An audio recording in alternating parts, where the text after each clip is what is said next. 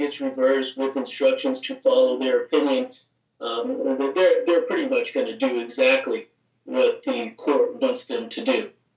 Now, obviously, when you add a third-degree murder charge, one that pretty much makes it a little bit easier for the prosecution to get a conviction, that's bad news for Mr. Chauvin, and that's why his attorneys worked so hard to try to undo this extra charge.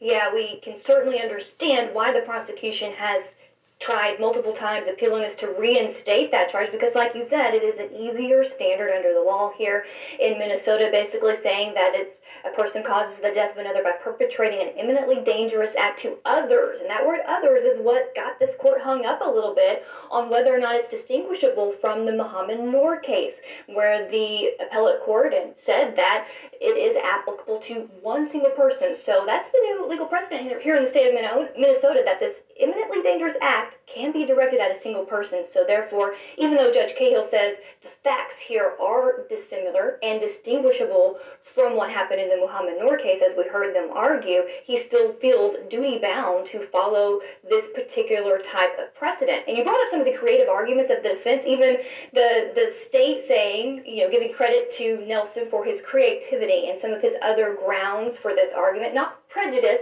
but that he argued ex post facto grounds, as well as the inherently dangerous aspect of the law not being applicable here. What did you think of those other grounds and, of course, the prosecution's response?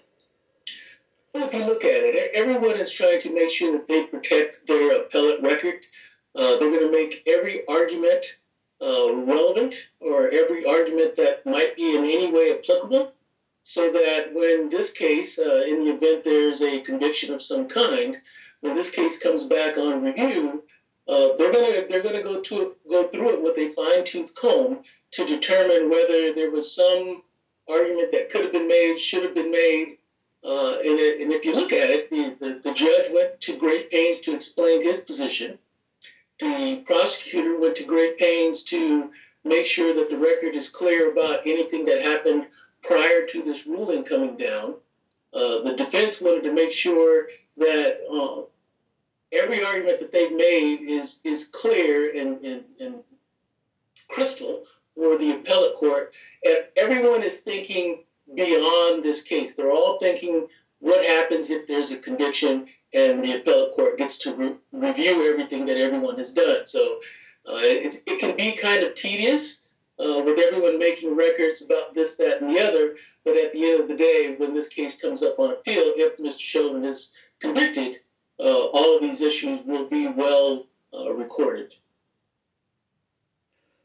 Exactly. Well, we're going to take a break because the court said they will be back in session before the top of the hour. Thank you, Mark, for joining us. We're going to squeeze in and be right back so we don't miss a moment.